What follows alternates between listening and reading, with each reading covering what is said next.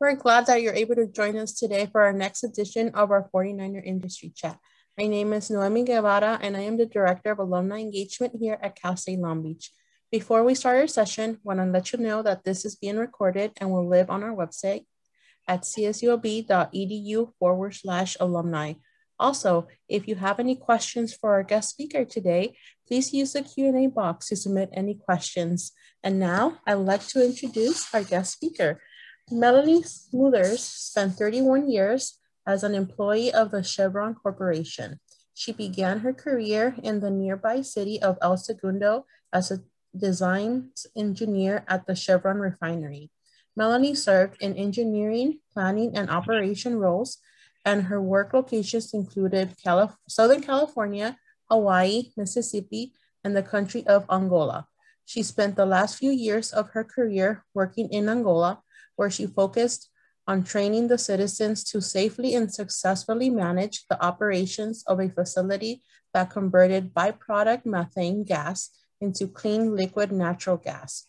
This product is used to generate power in Angola, and the excess is sold to world customers. A proud alumna of Long Beach State, please join me in welcoming today's Industry Chat host, Melanie Smothers. Thank you so much for chatting with us today. Thank you all for inviting me. And I know I can't see everyone that's out there, and I know it's being recorded, so I just kind of feel like I'm talking to myself here. But I'll tell you a little bit about myself. So I graduated in 1987, and I'll let you know that Chevron wasn't my first job out of school. I started at a plastics company, and I knew right away it was not for me. And I think you'll all know if that happens to you, if it's not for you, and start looking for another job right away. And the year I graduated, there weren't a lot of jobs. So the plastics company, I was very thankful to get that role. But 6 months after I graduated, all of a sudden everybody was hiring. So I applied a few places. Chevron was my target because my degree is chemical engineering. So I really hoped to get a job at an oil company, and I did. And like probably all of you when you graduate, I really still didn't know what a chemical engineer did. And you may not really know what you were gonna do, but your company will train you. So that's okay. And I started at the Chevron Oil Refinery, which is right next to LAX. When you take off in a plane and you look out the side, there's the Chevron Refinery. And back in that year, 88, I think there were 5 refineries if you went up and down the 405 freeway here. Arco, Mobil, it wasn't ExxonMobil. So there were a lot of refineries in the area. As the environmental climate started to change, and when I say that, the South Coast Air Quality Management District, SCAQMD, they began imposing rules to clean the air up. When I was a child, back in the 60s, early 70s, the sky was brown most of the summer, and you had smog days. And the AQMD came in and said, we're going to clean up the air. We're going to, work on cars, and we're going to work on point sources, which were refineries. And so that's why there aren't as many refineries now, or they have combined or changed names many times, because the investment required to meet the requirements to have clean air, which is very expensive, not everyone could do it. And that's why our gasoline here is more expensive too. I probably didn't put this in my notes. I kind of talk about this for a second. The gasoline that we burn in California is cleaner. That is, the gas that goes into your car has less contaminants. And so when it burns, it makes less contaminants out the back end, cleaner than any other state in the country. That's why our gasoline costs more. And if you go to Texas and it's cheaper, yeah, it's cheaper because it has more contaminants. Where we are in California, we're in a basin. People call about the basin, right? We've got the mountains right around us. Right. And that holds all those pollutants in. So a lot of things went in to get us to have clean air, but that was why the makeup of the whole area changed in terms of the refineries. I started as an engineer working in what's called designs, which to me was the funnest thing to do, because you went out into the plant and you ran pipe from here to point A to point B. You did troubleshooting when something wasn't working. You helped figure out what was wrong with it. Your whole job is people-based. You rely on people to give you information. You rely on experts to help you solve problems. You rely on vendors to sell you products. And your ability to work with people is really just as important as your engineering skills, if that is a career path for you. If you aren't good at working with people, then research is a great place for you to go. And so you don't have to have great people skills to be an engineer, but you need to be in a slot that fits your personality. Okay? But I actually like being around people, so it worked well for me. And so as I grew in my career, I learned about the refinery, and then I went and got an MBA. I got it through Pepperdine because they had a night school, and I did it over at the World Trade Center mostly, and some over, not the World, well, I call it the World Trade Center. That's what they call it over in Long Beach, downtown Long Beach, their World Trade Center. And then they also had a campus in Culver City, which depending on the class, I would leave work and go either back here to Long Beach or over there. And the MBA, I thought, I'm going to go change careers and I'm going to use my MBA and do something different. And then I decided not to because I really did like working at Chevron, and they moved me into a planning role, meaning now I saw the big picture, where we bought the oil, why we bought what oil we bought, how we ran the refinery, because you make gasoline, jet fuel, and diesel fuel. And you have the crude that comes in and you have the product demand, and it all has to match. And there was very smart people made a model of the refinery that you ran on a computer. And as computers grew, we stayed right at the forefront of using that technology to make sure we were as efficient as possible. And then another role was in operations, where you basically are supervising the people who turn the valves, who sit at a computer station and make sure that the product is flowing, the reactions are occurring, it's safe, nobody's getting hurt, and it's reliable. And that for me was the funnest part of my career. So most of my career was doing that type of work. And after I left, after time in El Segundo, I went to work in the state of Hawaii, which was wonderful. 6 years living in Hawaii. I met great people, and it was a very small refinery. And most of the people there came out of the refinery that I worked out here in Southern California, El Segundo. So they refer to it as El Segundo West. And we all knew each other because we had all worked together. Yeah. And then I came back here to California, did a few more roles, engineering roles, operations roles, planning roles. Then I moved to Mississippi. That was an experience. I lived in the state of Mississippi, and I actually had a great time because a lot of the leadership there came from other places. People in Mississippi don't want to leave Mississippi. Cost of living is great. They have family. They're very close with their church. They have their boats. They have their boating. And you cannot move up a corporate ladder in a large company like Chevron unless you go to multiple locations. And many people in Mississippi had no desire to go to another location. So in my opinion, they were the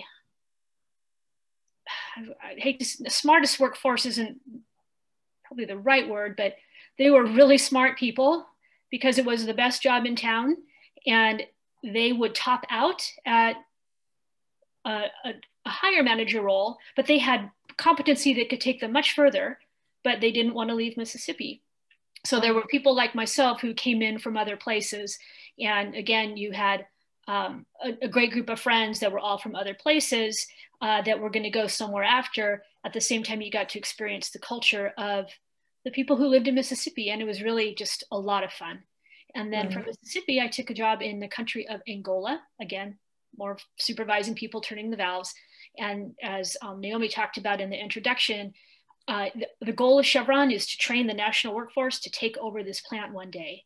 And that's the main role I had, was making sure we were progressing aggressively in that plan, and that everybody we were choosing to take the roles of that were nationals, Angolan citizens, were the right, most competent people to do it, not, as you run into sometimes in third world countries, somebody's brother or cousin or nephew. We wanted the right person to do the job. And then I retired there. Yeah. Wow. You've had an amazing career in this couple of minutes we've started. I want to take you back to the start. Like, why did you choose engineering as your major coming into Cal State Long Beach? I graduated from high school with didn't really know what I wanted to do. I'm not sure if everybody else has experienced that, of course. Right. And that was during a time when Russia was becoming more open to the West. So I thought, I'm going to get a business degree and minor in Russian studies, and I'm going to work in international business. I graduated at the top of my class from my high school, and I figured I could do really anything I wanted. And that sounded like it would be really cutting edge, be right there with the opening of the West to Russia. And as I took my general education classes, I realized I really just liked the math and the chemistry more than I liked the economics and the history, working in like some Russian studies or even GE. So I talked to the graduate student who was running my chemistry lab, and he suggested chemical engineering. And that is what I chose. Now, I was going to Cal State Fullerton at the time because I just didn't know what I wanted to do. Mm-hmm. And there are two schools to go to, either Cal Poly Pomona or Cal State Long Beach for chemical engineering. And he had recommended Cal State Long Beach. And that's how I chose Cal State Long Beach in chemical engineering. And you came here. Did you intern before you graduated? Or how did you learn that, you wanted to go into pursue a career in that Chevron industry? I was not wise enough to understand the importance of an internship. And I actually had been offered an internship at, I think it was Chevron. But I did have a student job where, I forget what they call it over there, LBX, the new facility next to the airport. There used to be McDonald's. Douglas and Boeing. Yep. Yes. And Cal State Long Beach had an alliance with Douglas, and some students had jobs there. And Douglas paid Cal State Long Beach, and then Cal State Long Beach paid us. And it was a student job through Cal State Long Beach working at Douglas Aircraft. And I did that. And it was fun because I was other Cal State Long Beach students working for a PhD chemistry genius, working on different studies to not have ice stick to the wings of airplanes, so you wouldn't have to de-ice as much. And so I did that. And then I was around engineers there, and mm-hmm. I knew I didn't want to do that. The engineers there didn't seem to have good direction. It didn't seem like they had very good leadership. But I had some classmates who were working at ARCO. ARCO is the facility that is now Marathon, the large flag that you see along the 405 in Wilmington, on that big structure that was ARCO at the time. And they recruited a lot from Cal State Long Beach. I did not get selected for a job there. I interviewed there and they didn't select me. But I had really good information from folks who worked for the refineries that they really enjoyed what they did. And so I was very happy when I was able to get the job at Chevron. Right. With your chemical engineer background, what transferable skills helped you in your industry? So Chevron hires mostly engineers. Now there are accountants, there are HR professionals, there are logistics professionals, people who work in purchasing, right, and write contracts. But the majority of the people are engineers, chemical engineers, mechanical engineers, electrical, petroleum. You have geologists, all this type of technical backgrounds. So in order to actually work at Chevron, if you want to be working in the field, when I say that, where the work is done to do what needs to be done to make the money, not in the office where you're, I hate to say shuffling paper. Corporate. Sorry, that's me. Let me do this. If you want to be there where the money's made and making a difference, then you need an engineering degree. So even the CEO of Chevron has an engineering degree. Oh, wonderful. Did you have a mentor during your time at Chevron? Do you feel it's important to have one in the company to help you grow in the company? That's a great question. I elected not to have a a mentor. I did mentor, and you will observe. So when you start working, you're going to observe people around you who you're going to want to model what you do after them. And that's what I did. I kind of picked and chose who, would exhibit really good behavior in this area, and someone else who might exhibit really good behavior in this area. But my guidance is, when you start working, your number one obligation is to learn your job. Don't worry about the next job. Spend your first year or two learning about your job. And as you do that, observe the more experienced people around you, supervisors, maybe people that aren't supervisors, but are just natural leaders working around you.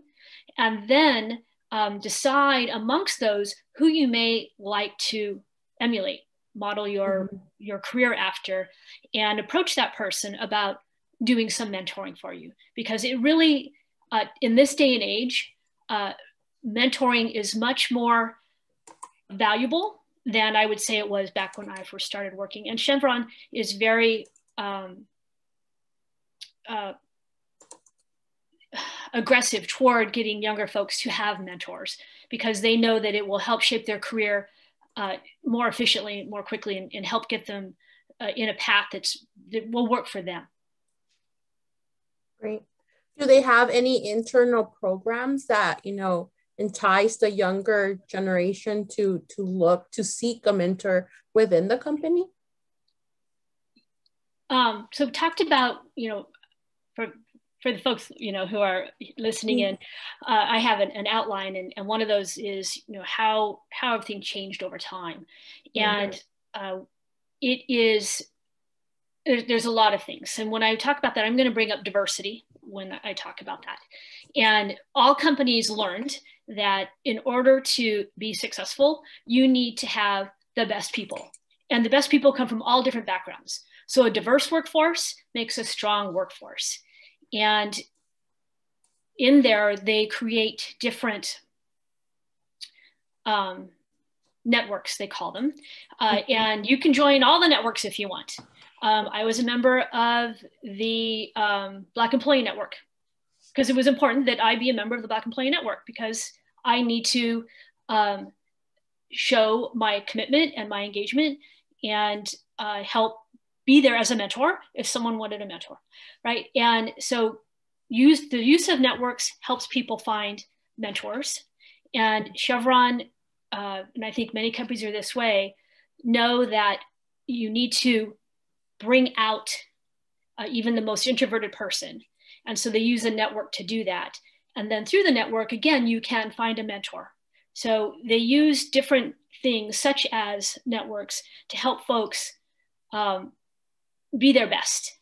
And yes, so they do encourage folks to have mentors, and they encourage the network to also help you find mentors that might not necessarily be at your facility, because the network can span the whole corporation. And so you may have chosen a mentor who is in Mississippi, and you may live in California, right? But Chevron has found it very important to have mentors and to use the networks to help people find good mentors. Right, and build those connections that could be so valuable, this time around. Yeah, I have a question from the audience member. What was your occupation title while working at the refinery?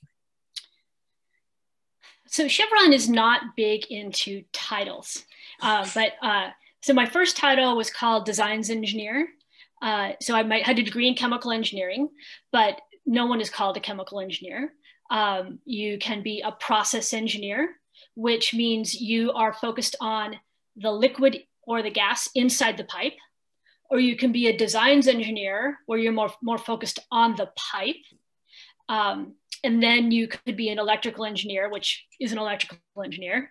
And we actually had civil engineers who focused on the concrete, right? Or building the structures when you put in stanchions or the structure around holding up a reactor. So my initial job was called designs engineer, but I'll tell you, these are all the job titles. I had designs engineer, shutdown engineer, plant engineer, planning engineer, right? But my favorite job, they call it operations assistant. And it was a very difficult job.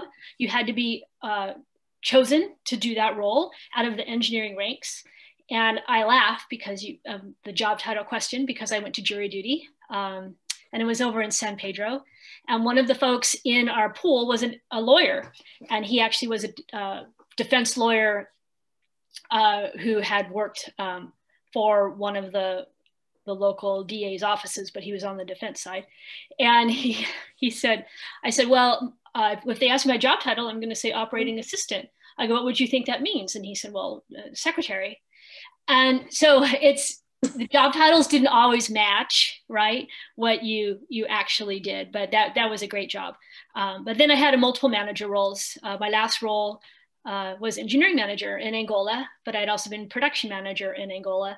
So lots of different names and titles, but it really, I think I only had business cards I didn't have business card the last 10 years of my career.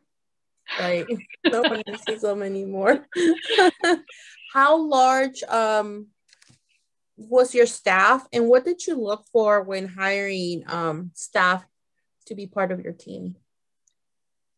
I was lucky enough in my last years at the Segundo Refinery, so that would have been 2011 and 2012. I was working as a designs engineering manager, and I was very involved in recruiting engineers out of the colleges to come work at Chevron. And what Chevron does, first of all, internships.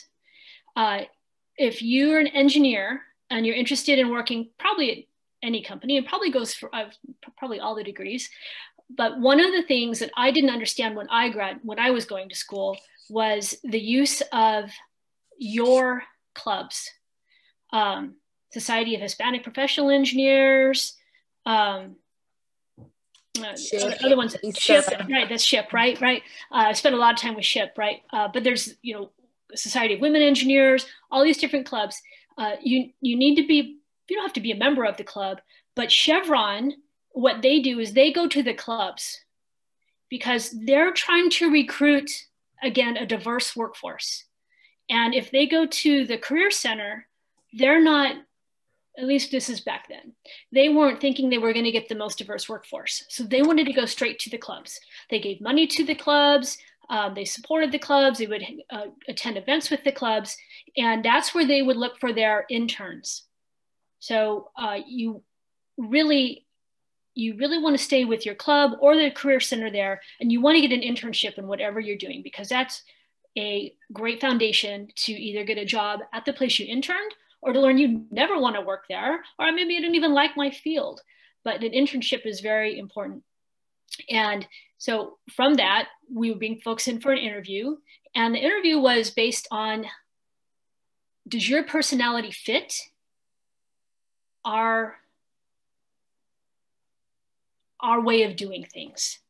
And sometimes you would meet people that just weren't going to be a good fit, or you'd meet people that were going to be a great fit, but maybe they didn't have a very good GPA, because we had a GPA hurdle. So you do want to have a good GPA. And you would look really hard to see if you would want to have this person sitting in an office with you as a coworker during the day. So how you present yourself, you don't want to be too overt, but you don't want to be too quiet. You want to show interest. I was giving, back when I was a young engineer, I was the person who took around the recruit for the day. It's what you do when you're a young engineer, right? So I had this recruit, and she was top notch, super smart, came from some really good school. And part of the day was to drive them around to show them the refinery. Now, let's say it's a tough day. It's a very long day. Then you go to lunch, and then I drive you around. She fell asleep. So don't do that. But I understood, right? Well, she was tired. Ask questions. So, what the company is looking for is a fit. Your GPA is your foot in the door. And then is your personality going to mesh with our way of doing business. Great. And kind of that leads into a question from one of our listeners. Do large corporations like Chevron allow students to shadow to learn and test if the field is right for them? Honey goes in hand. No, it's too, I don't want to say it's dangerous, but you really just can't have people wandering around. They will bring in high school students and in a large group, and they'll maybe in a bus and go around the facility and maybe get out at what we call a control room and enter and look around and see. But there's nothing for anyone that is not yet a college student to go and decide, wow, is this a field I want to go into? Hopefully after the pandemic, the different refineries, I know Chevron would do this, they would have an open house and once a year, and they would allow the community to come and again, get on the bus and go around and see the facility and find out that way. But an internship is a great way to find out if it's a fit for you. It's only over summertime. There's typically very good pay for doing it. And it's, I say, you don't want to find out like I did after I started at the plastics company, that this really isn't right for me, because in that 6 months of your life or a year of your life, that it's not wasted, because every experience makes you a better person. But I sure would have preferred to have been at Chevron for that extra year versus at the plastics company. Yeah. As a supervisor, was most of your time in the office or in the field with your team? And as a leader, what was the most rewarding for you? So as a supervisor at an oil company, if you're in operations or like I was. So in engineering, you may spend a lot of time in the office and you are near your staff. Nobody has closed doors. All doors are open and you are encouraged to stop by and just sit down and have a chat with your boss at any time. I would walk around, a lot, and I would dialogue with folks, see how they were doing, chit chat, right? You don't want to get in their way of doing work, but you want to be approachable. If you're not approachable, then you're not going to be a very good boss. People should never be afraid of their boss, because then they're not going to do very good work. But in operations where you're supervising the people turning the valves, now, of course, I wasn't directly supervising the people turning the valves, but I supervised the people supervising the people turning the valves. And so you do want to go out and you do want to walk around and you do want to be in the field. And that's one of the things that's kind of difficult in the future is, as a supervisor, you want to go into the field. You want to go into where the pipes are and those tall structures, and you want to have your eyes on things because you want to make sure that nothing is deteriorating or vibrating. Now, there are people who their full-time job is to make sure things aren't deteriorating or vibrating, but oversight. A leader provides oversight. And one way to do oversight is to be out there and just looking around. Experience again as a young engineer in the field with a supervisor of someone who turned the valves. So he had been in a role like that for 20 years. And I'm just an engineer. I've been in a role for 7 years. And we were walking around and he said, this ground's vibrating. There's a problem with this pump. Now, on the one hand, he should have been out in the field a lot more and felt that. Right. But the field person who had 2 or 3 years, whose job it was to walk up to the pump every day and take readings and make sure it wasn't hot, didn't have the experience to know that that ground was vibrating and never brought it up to anybody. So you do need to be in the field. You do need to be with your people, because if you aren't, you're not going to provide very good oversight. Great. Hopefully it helps. And you just talked about, Chevron and other companies trying to have a diverse population, but as you know, women in engineering is not as even or fair as it should be. What is your experience as a female engineer? Were there challenges or restrictions that you experienced throughout your career? Yes. Every year it gets better for the next generation. And what you have to focus on is your job and doing a good job. You want to keep your eye on the next level. but you want to have your, I hate to say integrity, but you do need integrity, and you don't want to do things that, I mean, to me, I would just say look foolish. So as a female, I was many times the only woman in a room in a meeting, the woman supervising men. I never had a female supervisor. I was just talking with someone about this over the weekend. A friend of mine from college had stopped by, and I never had a female supervisor, but I supervised many men. And I have female coworkers who have broken up in levels, but I wouldn't say they always had the best behaviors to break into those next levels. But maybe that was the behavior that was necessary to break into the next level. I just wasn't, you didn't want to be like, I didn't have a desire. Your own style. Yeah, I didn't have the desire, right? When I was in Angola, I was at the plant, right, where we did the work, where people turn the valves, which is what I really enjoy supervising that, because it's exciting. There was another Chevron facility in Angola nearby, where there was another female, and she was not as high as I was on a grade level, but she was super aggressive. And that was great. But she was trying to compensate because she had to be so aggressive in order to stand out amongst the men. Or even when I was in MBA school, when I was in my last class, which would be like the class culminating everything, the instructor went around the room, why are you getting your MBA? Why are you getting your MBA? And I said, because when it comes to a group of people in a room and they're trying to select the best person, and I am equivalent, but I have an MBA, maybe that helps get me to the next level. He said, oh, you shouldn't be a victim. I thought, what? It's very odd, right? But that was back then. So Chevron, like all other companies, and like the state of California is trying to force, which, you know, I understand why, is looking to promote females, but not just females. All ethnicities, and even I want to throw in the LGBTQ community. Chevron is very supportive of that community as well. So it's not just women, it's all ethnicities or sexual orientation. Sexual orientation, thank you. But you need to focus on doing a good job, and then eye on the prize, have a mentor, and be calm, be smart, know the answer, and network. And we talked a little about networking. When you're young in a company, learn how to golf, and make sure when they have golfing events, you go to those golfing events, because you will be paired with senior leaders, because they always take the young person with the more senior person. And that's how you're just going to get them to know your name. So I highly recommend that, whether you're a female or not. In Hawaii, I was the only female golfing.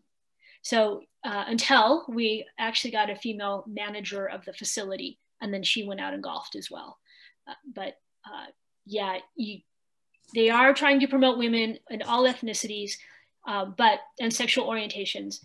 You have to really be competent in order to be selected. I think so, yeah. Great tips. You mentioned your MBA, was that a requirement to move up, and did Chevron help with tuition? It was not a requirement to move up, but it's something that I wanted to do, and Chevron paid the full tuition. I don't know if they still do that today. It might be more like 50-50, but them paying the tuition was also a motivation to get that MBA, because I thought it would help me career-wise. I don't know if it helped me career-wise, but it helped me from a life perspective, that's for sure. Right. So if you've had, you traveled the world, and I know I read on your bio that you were in Angola, and I know prior to this, in this check-in, I didn't know where Angola was. I had to look at that it was in South Africa. But what were your experiences like in the various states in the States, or going out of the country? And how did you acclimate to the cities, or even the culture in these assignments?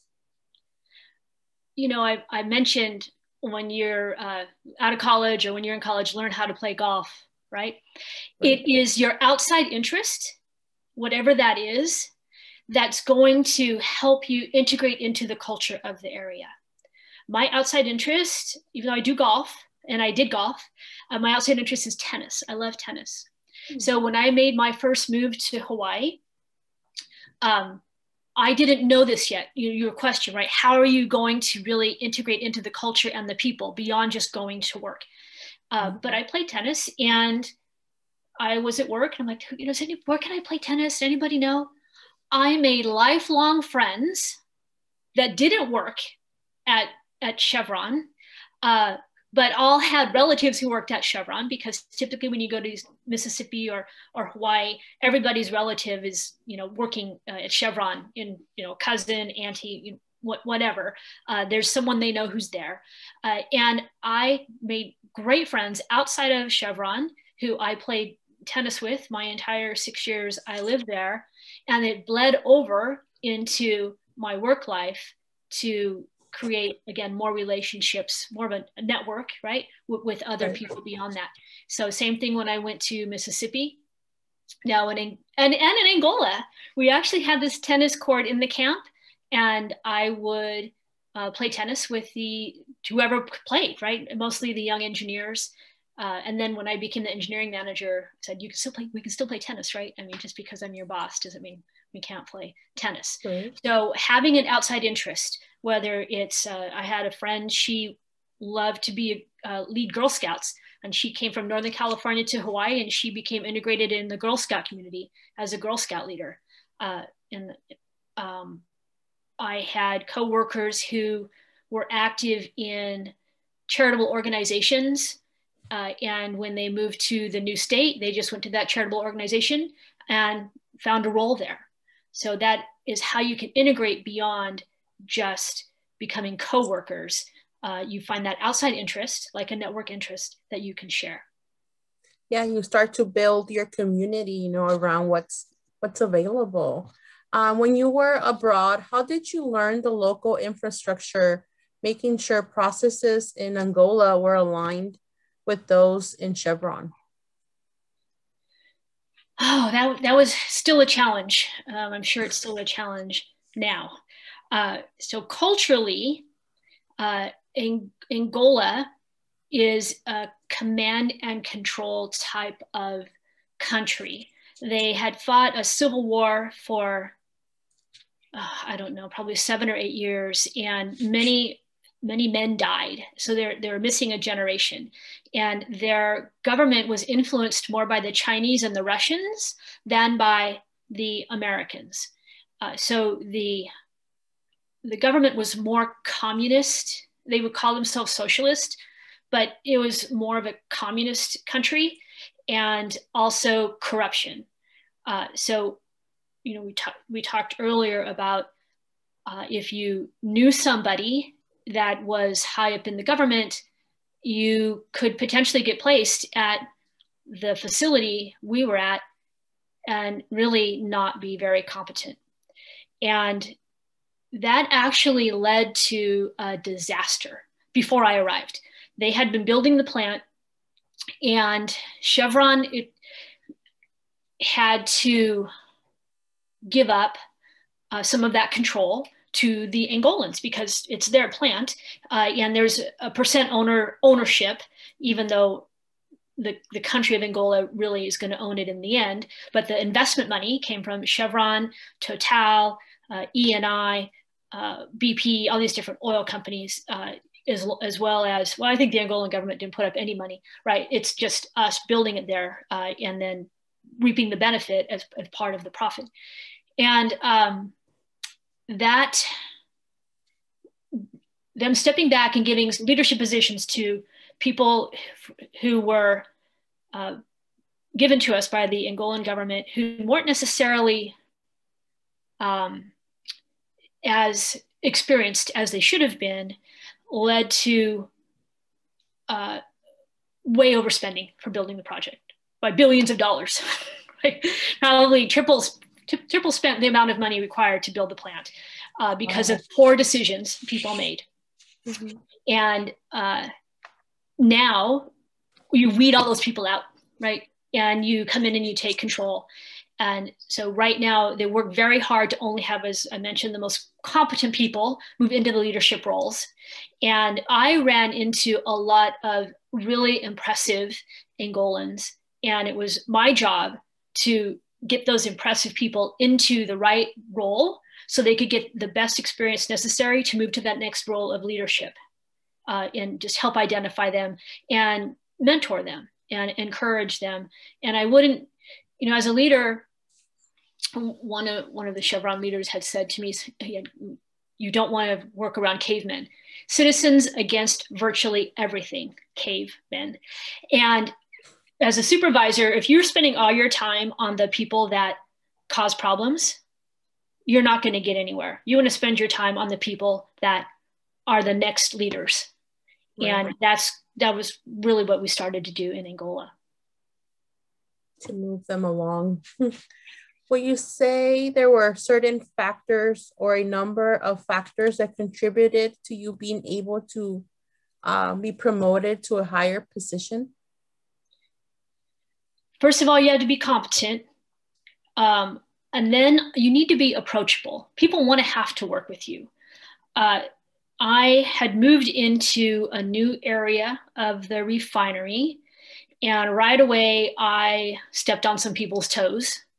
But really, it was because I was a woman and they didn't want to hear it from me versus if I was a man. But what I did is I just kept a smile on my face, kept a positive attitude, and kept doing the best job I could. And I have shared with people in my career that one time, one of the folks said to me, we can't be mad at you when you come in the morning with a smile on your face. And that's what you want to do. You want to come in and you want to say good morning and you want to lift the room. Because if you show a negative emotion or negativity, no one's going to want to be around you. So you need to be approachable and you want people to want to be around you, because then you'll help them and they will help you. So that really being approachable. And then I'll talk a little bit about feedback leadership for a second. People, they'll say, oh, he's a great leader. Oh, you're a leader. And I'm just like, well, how can I look up leadership right on the internet? And it's not very clear. But little things you can do that shows leadership without any title on your door is to make sure you tell people when they've done something well. You do need to tell people when they don't do things well, and you need to do it in the right way, but it's really important to tell people when they did something well. Say thank you and be specific. Hey, when you came in my office and you brought me that data, that really helped me get to the answer faster. I want to thank you for doing that. That is things you can do that will make people want to work with you. And then that's also showing leadership at the same time. So I would add that in. Yeah, well, being able to motivate people, That's exactly right. That's exactly right. You mentioned needing to be open to relocation to move up and be in leadership. Are those assignments usually 2 to 3 years each? Does it always include an international assignment? 5 years is what they're looking for, because they're going to spend the money to move you. And they want you to learn there and bring your breadth of knowledge with you and share there. Not all international, right? I was Hawaii and Mississippi. My only international assignment was Angola. In Angola, I met a whole group of Chevron people from other parts of the company that spent their whole lives in international assignments, and they become addicted because it pays very well. And sometimes you're on a resident assignment, so you come with your spouse and your kids get to spend, 4 or 5 years of their life living in a foreign country. And that, how that helps them to be a better person is, I can't calculate it, but it does, because they see the world. I mean, we're spoiled here. We're spoiled in the United States, right? I mean, we're so spoiled. And so they have that knowledge that what we have here is not what it's like in the rest of the world. But most of my assignments were all in the US, except for that one in Angola. Right. Well, Melanie, we're up against time right now. To finish off, like to give you an opportunity to share with us any final thoughts or observations or top for our listeners and anyone that sees the recording. Okay.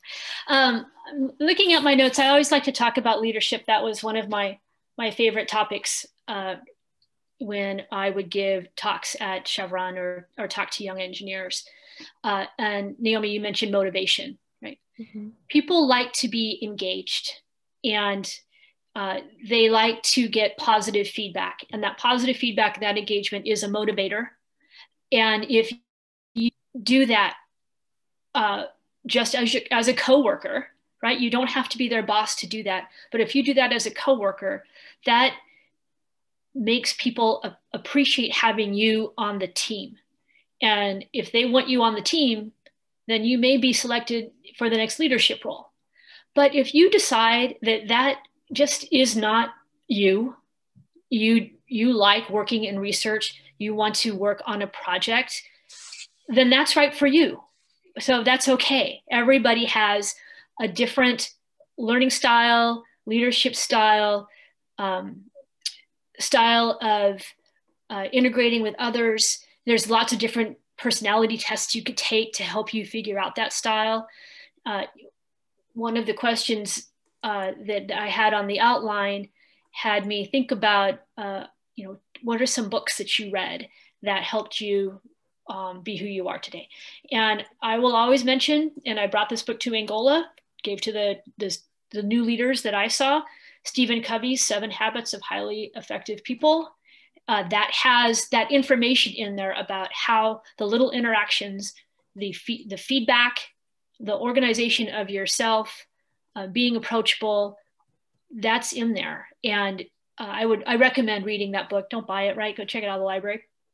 But it is a very good book to help you be a good coworker and help shape your career from a very simple standpoint. It doesn't cost anything to do the things that are in that book. It's all very simple behaviors that you can have. So do things to make other people want to work with you. Show up on time, right?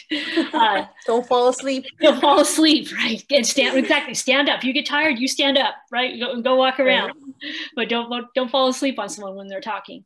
And those are things that really help me have a more rewarding career. Once I truly understood that it wasn't a negative thing to give people feedback, right? Should I be telling them that, or are they going to think I'm weird? It doesn't matter, right? Because in the end, motivation that Naomi mentioned, right, is really important, and people can't know how they're doing unless you tell them. So right.